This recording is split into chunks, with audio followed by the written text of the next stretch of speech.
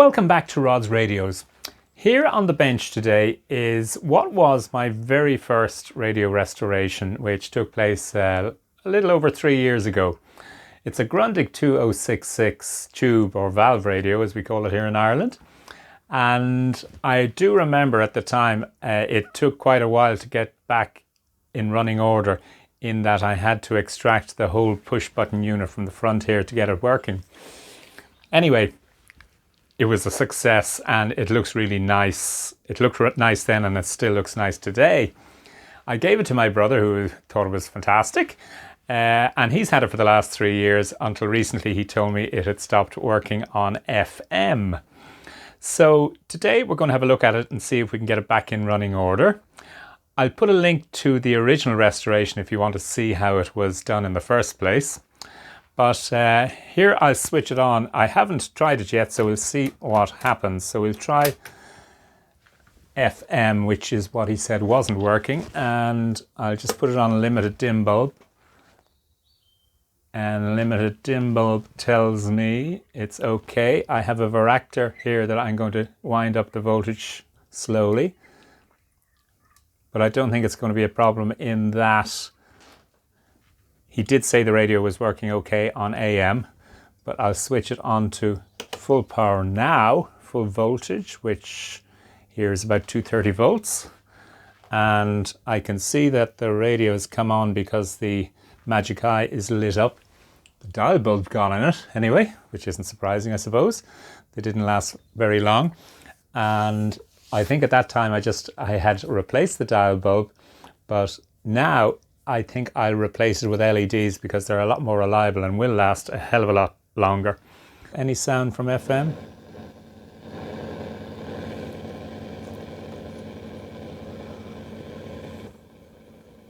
No.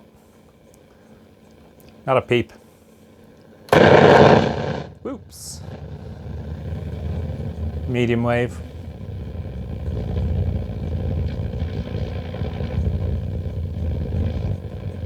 No. In actual fact, there's no reception at all coming in. Time to take the back off, have a look inside and see if there's anything obvious. Well, with the back off the set, I had a quick poke around, and the first thing I did was to jiggle the valves.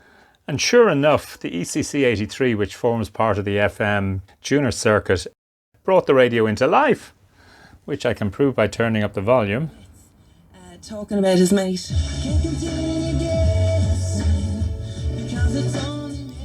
And it's working beautifully. So this was pretty simple. All I have to do really is to clean the contacts, maybe clean the pins of all the tubes just to make sure, but it's going really nicely. So this could be the shortest video ever. I can see here where I had fitted at some stage a thermistor in series with the dial bulb to try and limit the current going through it initially, but it certainly didn't make its life any longer, so the bulb does need to be replaced. I still haven't decided whether I'll put an LED in or not. Let's have a closer look around. I can also see that over here on the right hand side I fitted a Bluetooth module. This must have been the very first Bluetooth module I made up. It's made on perf board with the little power supply with the bridge rectifiers and an LED on it and a smoothing capacitor, and on top is the actual Bluetooth module itself. So I'll test that out just to make sure it's working as well. But other than that, the radio is in good working order, and I think the only thing I need to do is to have a look underneath at the components to see whether I replaced all the capacitors. I'm sure I did, because this is one of the necessary things you need to do on a radio of this vintage, because the paper capacitors in particular dry out and need to be replaced. Before I finish this one up, I'll have a look underneath and see if anything needs to be done. Looking in underneath the chassis, I can see that all the capacitors indeed were replaced. You can see these orange drop capacitors. There's a little blue ceramic capacitor there. And indeed the on-off switch itself was replaced. I do remember having to manufacture the pivot on this switch to get it to fit in correctly. That was a bit of a nightmare. Here's more orange drops down there. And the electrolytic capacitor itself was restuffed as well. I remember doing that.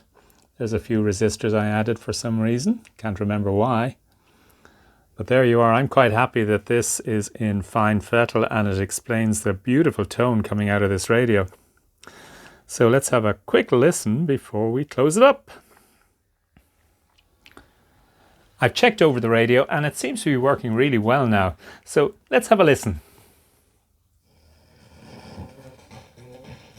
I've got to let you know. I've got to let you know.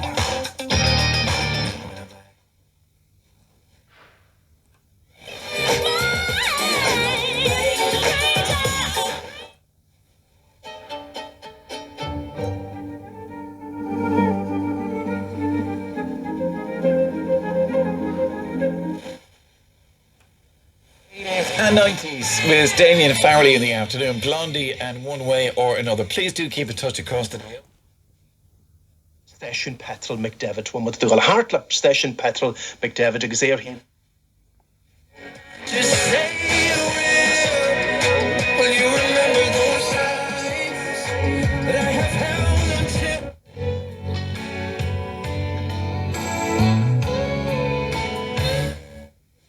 Take your partner, God help your partner, but it's hard. Okay, so let's try Bluetooth. So I have my iPad here and let's see if we can find some music on it that hopefully won't be copyrighted. What about a little bit of elegant jazz? Famous jazz.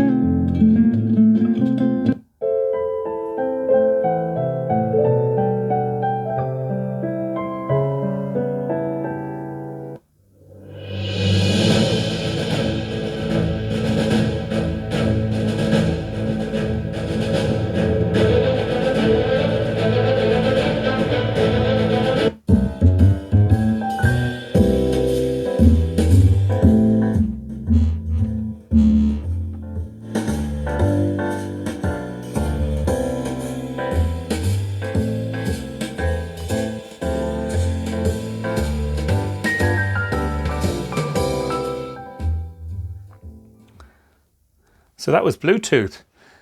I'm really happy the way this worked out. It was an easy repair, fair enough, but it just shows that the radio is still in good nick 3 years after it was originally restored.